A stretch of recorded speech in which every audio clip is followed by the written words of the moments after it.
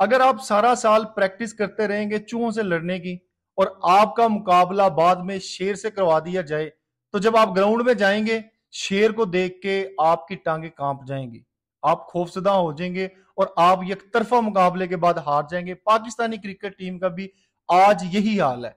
पाकिस्तान की टीम सारा साल बी और सी टीमों के खिलाफ खेलती है या नॉन टेस्ट प्लेइंग नेशन के खिलाफ जीत कर खुश होती है, या कमजोर टीमें जैसे जिम्बाब्वे है, अफगानिस्तान है, बांग्लादेश है, उनको शिकस्त देके खुश होती है। और जब मेन मुकाबला बड़ी टीमों के साथ आता है, आपकी बराबरी की टीमों के साथ आता है, तो आप जो है बीगी बिल्ली बन जाते हैं।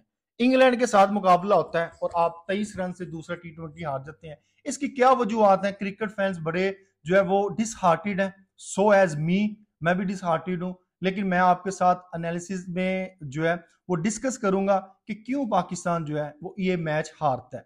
अब इसकी दो तीन वजूहत हैं। सबसे पहली जो मेन वजह है वो ये है कि इसमें हमारी मैनेजमेंट का फॉल्ट है, वो मैं आपको आगे जाके बताऊंगा कि किस तरह मैनेजमेंट का कसूर है। दूसरी जो रीजन है वो बाबर आजम की कैप्टनसी है, वो भी मैं आपको बाद में बताऊंगा डिटेल से।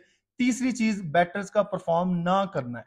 अब इसको हम डिटेल से डिस्कस करेंगे, लेकिन before going into detail discussion, अगर आपने मेरा चैनल सब्सक्राइब नहीं किया तो चैनल को सब्सक्राइब कर दें ताकि क्रिकेट से रिलेटेड जितनी भी रियल न्यूज है वो आप तक पहुंच सके। सबसे पहली बात और सबसे इंपॉर्टेंट बात यह है कि पाकिस्तान ये मैच पीसीबी की मैनेजमेंट की वजह से हारता है। आप सारा साल इनके मुकाबले बी और सी टीमों के साथ करवाते हैं, नॉन टेस्ट प्लेइंग नेशन के इनसे मुकाबले करवाते हैं, जिम्बाब्वे को ले आते हैं, कभी आयरलैंड का दौरा कर लेते हैं, कभी बांग्लादेश के पास चले जाते हैं। इनकी टीमों के खिलाफ खेल खेल के जो इनका जो स्टैंडर्ड है वो उन जैसा हो गया। उनके खिलाफ जीत के ये अपनी सक्सेस जो है उसको सेलिब्रेट करना शुरू कर देते हैं, हालांकि वो थर्ड टीयर की टीमें हैं। आपकी जो कम्पिटिटिव टीमें हैं, आपको पता है आजकल सबसे अच्छी क्रिकेट इंडिया खेल रहा है, न्यूजीलैंड, ऑस्ट्रेलिया, साउथ अफ्रीका खेल रहा है, उनके खिलाफ आप कितनी कुछ सीरीज खेल रहे हैं। आपको मैंने पॉइंट आउट किया इस साल ड्यूरिंग आईपीएल आपने T20 सीरीज रखी न्यूजीलैंड के खिलाफ कि न्यूजीलैंड के खिलाफ हम खेलेंगे। उनकी थर्ड टीयर टीम जो है वो दौरा करती है। आपने अपनी गलती से नहीं सीखा, पीसीबी मैनेजमेंट ने, उससे पिछले साल भी आप उनकी थर्ड टीयर टीम के साथ मुकाबला करते हैं। और हालांकि सबसे दुख वाली बात यह है कि आप वो सीरीज भी जीत नहीं पाते, वो सीरीज भी आप बराबर करते हैं। आपका स्टैंडर्ड यहां तक गिर चुका है। फिर पीसीबी मैनेजमेंट गलती से नहीं सीखती, आपकी थर्ड ईयर टीम जो उनकी है वो आपकी फर्स्ट ईयर टीम को हरा देती है और आप दोबारा फिर उसी स्केड्यूल में उनकी टीम के साथ मैच रख देते हैं। फिर आप दौरे करवाते हैं आयरलैंड के, आप जिम्बाब्वे से इनके मुकाबले करवाते हैं, बांग्लादेश। आप मुझे बताएं कि इनके पूरे साल में कितने ओडीआईज हैं, कितने T20 और कितनी अच्छी टीमों के खिलाफ है मैचेस।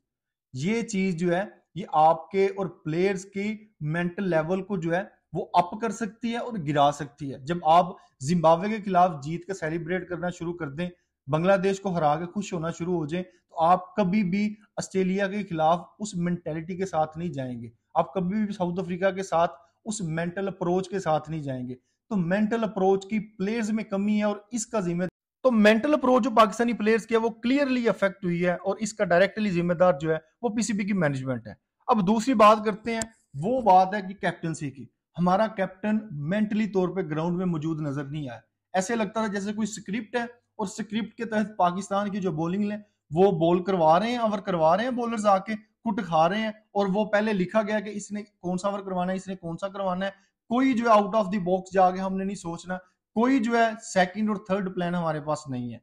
तो ये कैप्टनसी अगर आपने करनी है तो ये भाई किसी गली वाले बच्चे को भी ले आओ, उसको भी पेपर दे लो, उससे पहले उसने कहना ठीक है जी ये ओवर इसने करवाना है। अगर एक बॉलर को कुट पड़ रही है, आपने नहीं सोचना कि मैं इसको करवा दूं या इससे ओवर करवा दूं। तो कैप्टनसी हमें क्लियरली नजर आ रहा है कि कहीं पे भी नजर नहीं आती, इसको सीखने की जरूरत है। अब इसलिए और कब सीखना है, मैं हमेशा से इसकी कैप्टनसी को डिफेंड करता आया हूं, लेकिन अब वो स्टेज आ गई है कि अब डिफेंस नहीं होता हमसे, आपने परफॉर्म करना है, आपको पूरा टाइम दिया है। अगर आप कैप्टनसी में वही लूप होल्स रखेंगे तो टू बी वेरी ऑनेस्ट हम आप पे तनकीद करेंगे। हमें कोई नहीं है कि आप बाबर आजम है, आप जो मर्जी हैं, लेकिन आप पाकिस्तान के लिए अच्छा नहीं कर रहे तो I will be the first person कि आपको क्रिटिसाइज करूं, क्योंकि पाकिस्तान का भला इसमें है। पाकिस्तान वाले सारे फैन जो हैं वो आपको सपोर्ट सिर्फ इस वजह से करते हैं, आप पाकिस्तान को रिप्रेजेंट करते हैं, आप हमारे स्टार हैं, आप हमारे प्राउड हैं। जब आप में गलतियां होंगी तो हम उसको पॉइंट आउट करेंगे।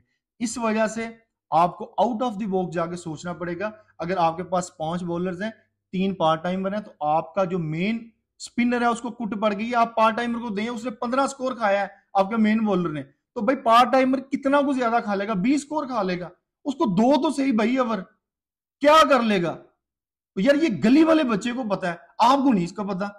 मेरे पास 5 लड़के बैठ के मैच देख रहे थे, वो इवन कह रहे थे उनको क्रिकेट का भी नहीं पता, कह रहे थे भाई उसको क्यों नहीं ओवर दे रहा इफ्तिखार को, क्यों नहीं साइम को ओवर दे रहा। जब नॉन क्रिकेटिंग लोग ये सेंस रखते हैं तो आपने कहां क्रिकेट खेली है, आपको टाइम भी मिला है कैप्टनसी सीखने का, तो आपको सीखना पड़ेगा। अगर अब आपने एग्जीक्यूट नहीं किया तो आप जो है वो बिल्कुल हकदार हैं कि लोग आप पे क्रिटिसिज्म करें। अब तीसरी बात करते हैं बैटर्स की। बैटर्स हमारे जो है वो परफॉर्म नहीं कर पा रहे, इनको पूरा मौका दिया गया है, अब एक पूरी प्लेट में रख के चीज मिल रही है आपको। जब फिनिशर को एक पूरी स्टेज मिलती है ना, तो उसने फिर परफॉर्म करके दिखाना होता है। इफ्तिखार ने क्या किया है, इफ्तिखार का एक आध मैच के अलावा मुझे बता दें कब उसने परफॉर्म किया। एक छक्का लग गया है, ओ भाई एक दो सिंगल ले लो आखिरी गेंद, अगले ओवर में आके आप छक्का मार लो, आपकी जो एवरेज है वो सेट हो गई है, 30 गेंदों पे 44 स्कोर रह गया। तो भाई कौन से 30 मार खाओ, आप दिमाग यूज नहीं कर सकते। किस तरह के फिनिशर हो आप, कहां पे परफॉर्म करते रहे हो, बातें आप बहुत बड़ी बड़ी करते हो।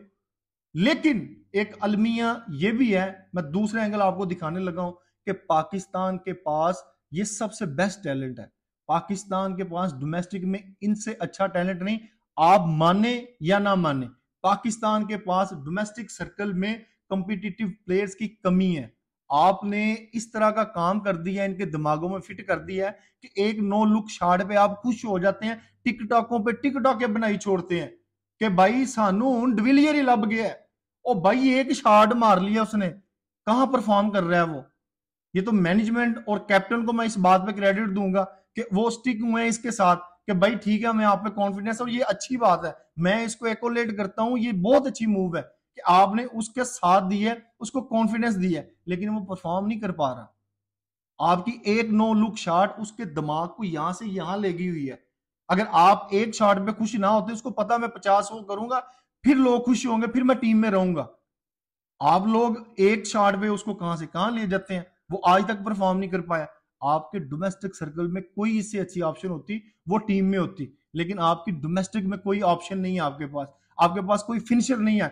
आपने पिछले 2 सालों में आजमा लिया आसिफ अली, खुशदिल शाह, सारे बंदों को, उनसे आपने मानूसियत हो गई, नहीं परफॉर्म किया, फिर इफ्तिखार को टीम में डाला, इफ्तिखार भी कुछ नहीं कर रहा, आजम खान भी कुछ नहीं कर रहा, लेकिन इनके अलावा आपके पास ऑप्शन भी नहीं है। आपको सोचने की जरूरत है कि आपके पास टैलेंट कहां पे है। आप हमेशा से सुनते आए हैं, मैं भी सुनता हूं कि पाकिस्तान के पास टैलेंट है, तो भाई हमें पिछले 4 सालों में नंबर 5, नंबर 6, नंबर 7 नहीं मिल सका। तो ये बात